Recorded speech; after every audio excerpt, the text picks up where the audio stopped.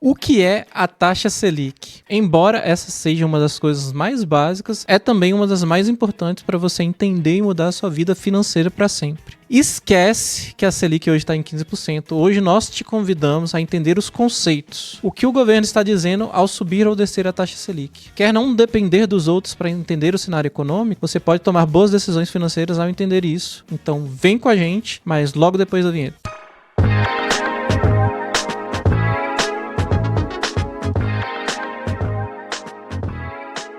Eu sou o Ricardo, consultor de investimentos. Você está no Investe Aqui, canal que te entrega conteúdo de investimentos de qualidade. E hoje eu estou aqui com o meu sócio, Luiz. Tudo bom, Luiz? Tudo bom, pessoal? Tudo bom, Ricardo? Estamos aqui com a taxa Selic no maior patamar dos últimos 19 anos. Ai, ai, ai.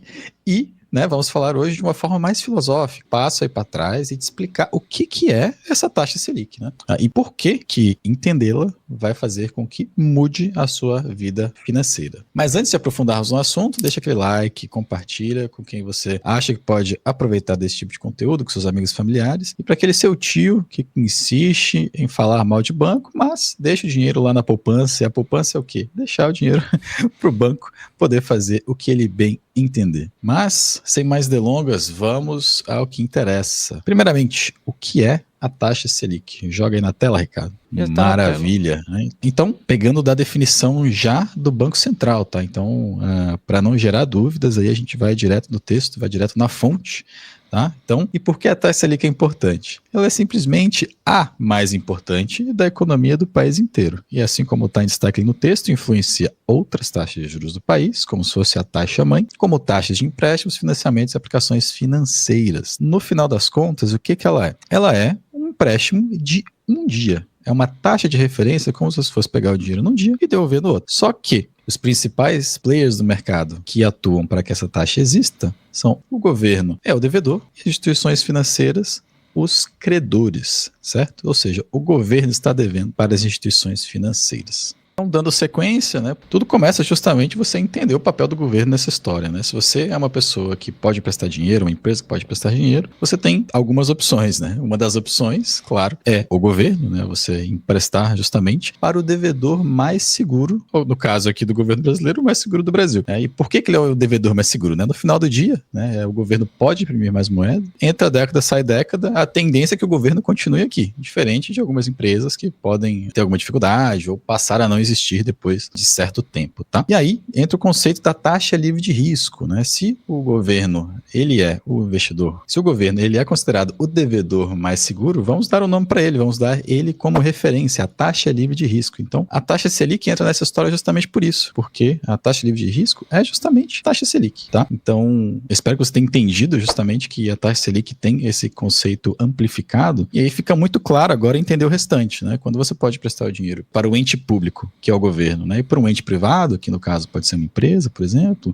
você vai exigir o quê? O prêmio de risco, que é justamente esse a mais que uma empresa vai exigir, que o governo não exige. E aí fica claro agora para você, o que são os juros do empréstimo privado aí, que a gente vai falar como ele impacta na economia e tudo mais. Então, no final das contas, veja que é justamente uma sequência de passos, aí, de conceitos para você entender justamente como a economia funciona e não depender mais aí de alguém para entender os ciclos econômicos, tá? E antes de passar, Ricardo, até deixando de curiosidade para as pessoas, o Banco Central é autônomo, desde 2021, mas ainda tem o peso político muito forte, em relação à decisão da taxa Selic ali de 45 dias. Então, quando a gente fala governo, tá, a gente está falando no sentido amplo, tá? Colocando aí o Banco Central dentro desse guarda-chuva, tá? Mas vamos lá, Ricardo, vamos falar direto das consequências, de uma Selic alta e de uma Selic baixa. Perfeito, O que muda para o investidor quando a Selic está alta? A gente preparou aqui um comparativo para vocês, Então, por exemplo, seguindo aqui a tabela, a gente colocou aqui investimentos com a Selic a 10%, investimentos com a Selic a 15%. Uma pessoa que investiu R$100 mil com a Selic a 10%, no primeiro ano ela teria aí R$110 mil, Teria tido um lucro de 10 mil. Quando a Selic ela está muito alta e fica muito alta por muito tempo, Como a gente está vendo por agora, existe um risco de investir no crédito privado que não pode ser ignorado, que é o de investir em crédito privado. Então, para o investidor que gosta aí de LCIs, LCA, CDB, CDBs de bancos, ou então debêntures incentivados, fundos de CRI, quando a taxa Selic ela fica alta por muito tempo, né, a capacidade financeira das empresas de pagar essas dívidas, ela vai reduzindo. Então, o risco do crédito privado ele vai aumentando conforme a Selic vai ficando alta, né? E também a questão da renda variável, né? Porque existe um custo de oportunidade de se estar investido na Selic ganhando 15% em relação a estar investindo na renda variável. Se eu tenho certeza que eu vou ganhar 15% ao ano investindo na taxa Selic, por que eu vou estar investindo ali em ações, fundos imobiliários, entre outros?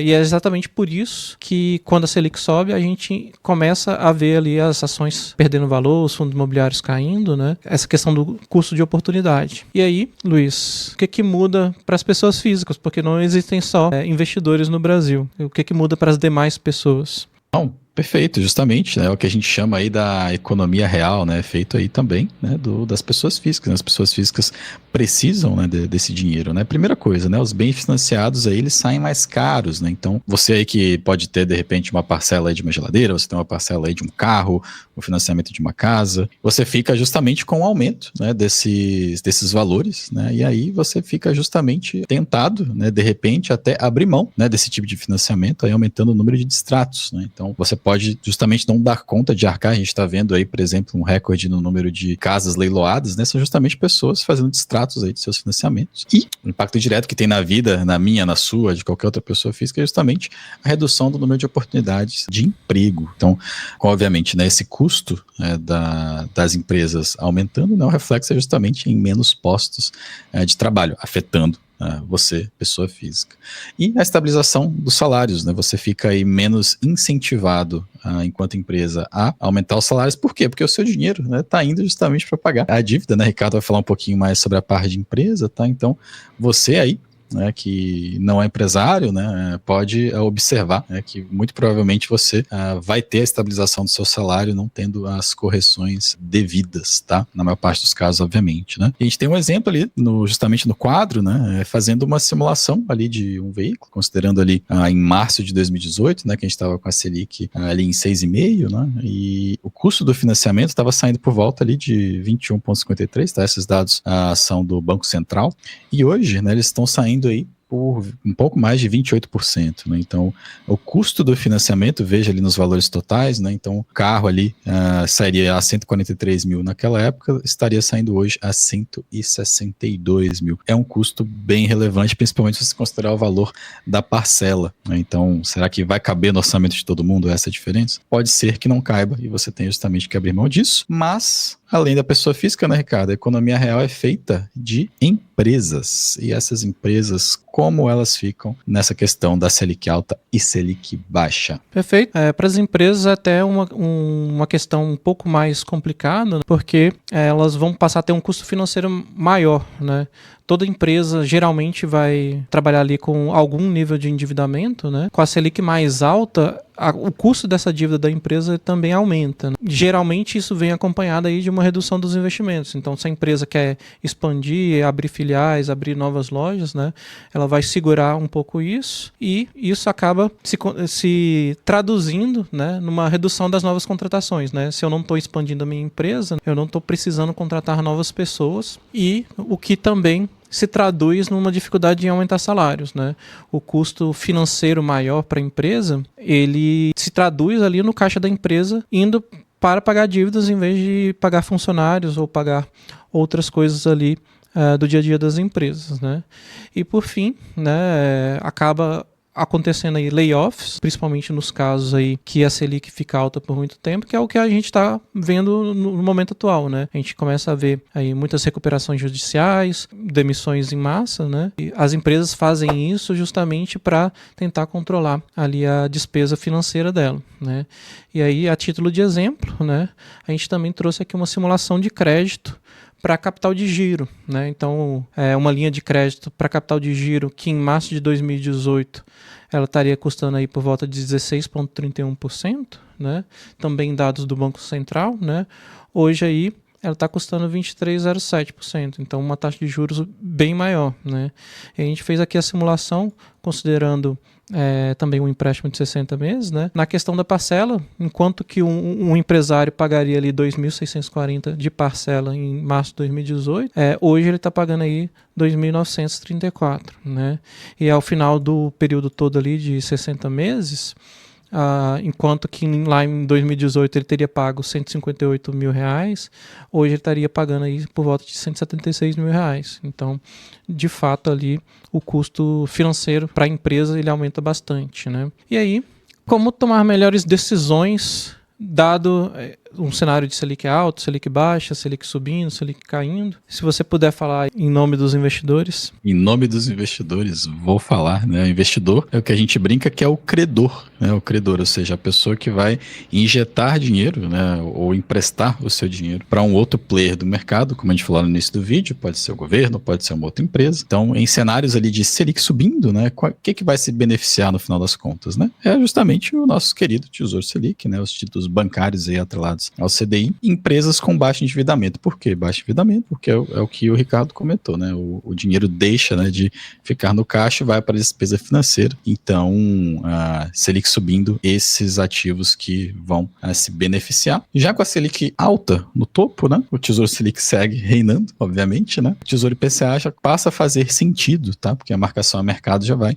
jogar a seu favor, tá? Empresas com baixo endividamento, obviamente, se mantém no portfólio, e aí você começa o ciclo de queda de Selic, é o que a gente está esperando, mas no final das contas o que importa aqui é entender o conceito, tá? Então, Selic caindo, muito provavelmente as curvas de juros futuras também estarão caindo, e aí sim, você vai ter aí os títulos que têm marcação a mercado se beneficiando muito, né? O Tesouro IPCA, mais ainda, né? O Tesouro pré-fixado, que é ainda mais sensível a essa queda. E as empresas levemente endividadas passam a ter melhores resultados, porque ela deixa de pagar aqueles juros, vai passar a remunerar seu caixa, voltar a fazer os investimentos e, por consequência, a tender a melhorar o seu resultado, o lucro, que é o que importa, no final das contas, aí para o investidor de renda variável, que vai colher seus frutos aí justamente no cenário de Selic mais baixa, tá? E, obviamente, o Tesouro IPCA não deixa de ser uma opção, justamente porque ele preserva o poder de compra mesmo quando a Selic está baixa. E aí, Ricardo, vamos agora para o outro lado aí da economia real, né? Quem vai precisar desse dinheiro? Quem vai pagar os juros? Como ficam esses? Perfeito, né? Do lado do devedor, que seria a economia real, que seria quem? Nós e as empresas, né? A gente, quando vê a Selic subindo, já pensa, né? Mais para frente os lucros vão estar em queda. As empresas vão estar aí um custo para rolar as dívidas dela também maior, né? Vai ter um aumento das despesas financeiras, né? E aí, o que você pode começar a pensar em fazer, né? Seja você pessoa física, seja você empresário, você vai ter que pensar em quais gastos você vai precisar cortar, né? Pode ser alguns gastos que hoje são supérfluos, né? E se a Selic permanecer alta por mais tempo, né? Aí esses gastos aí eles vão ser esse corte de gasto vai ter que ser um pouco mais incisivo, né? Por quê? Porque existe aí um risco de inadimplência, né? O custo do endividamento ele vai ser alto e vai ficar alto por muito tempo, né? Também vai afetar nas vendas das empresas, então menos receita entrando, além de ter mais despesa financeira, vai ter menos receitas entrando. E aí pensar na questão de contenção dos investimentos, né? Então fica calmo, espera um pouco, aquela ampliação, aquela loja nova que você queria abrir, joga um pouco mais para frente, o caixa que está entrando na empresa, é melhor você guardar e investir no próprio Tesouro Selic, ele vai estar rendendo bem. E sempre muito difícil, né, mandar alguém embora, né? Tem questão de treinamento, questão do capital humano, propriamente dito, né? Mas se não for possível, entrar aí com a questão dos layoffs, né? Começar a demitir pessoas, cortar gastos ali com funcionários, né? Mas nem só de notícia ruim existe. Nem só de notícia ruim tem a Selic alta, né? Se você conseguir sobreviver a esse cenário, né? Quando a Selic começar a cair, você vai ser uma das poucas empresas aí que não quebrou durante esse cenário de Selic alta e você vai ter menos concorrência, né? E aí o ideal seria você começar a pensar em investimentos produtivos, né? Então, se precisa fazer ali uma troca de maquinário, fazer a troca de maquinário, aquela ampliação que você tinha atrasado, você pode começar a pensar fazer aqui.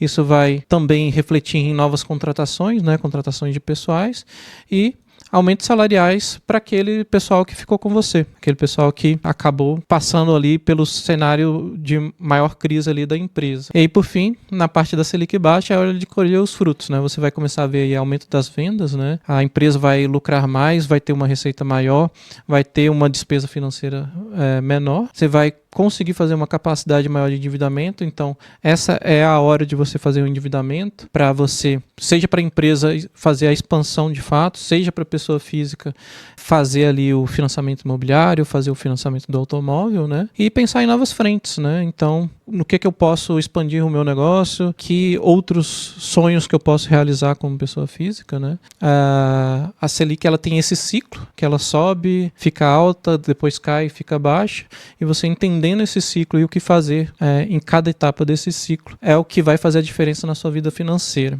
Show de bola. É isso, né? A gente sabe aí que tem muito mais a explorar sobre esse assunto, né? Por conta disso, a gente está até planejando novos vídeos. Então, se você ficou com alguma dúvida, tá?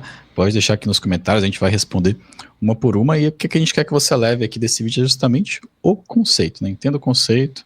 Reuniões do Copom vão acontecer redefinindo a taxa Selic de 45 dias, mas entendendo o conceito, você vai navegar muito melhor aí no mundo dos investimentos e entender os reflexos na economia real, ou seja, na minha, na sua, Ricardo, na vida de quem está assistindo, certo? Perfeito, e tomar melhores decisões, seja na parte de investimentos, seja na parte aí de expansão dos negócios ou financiamento, né?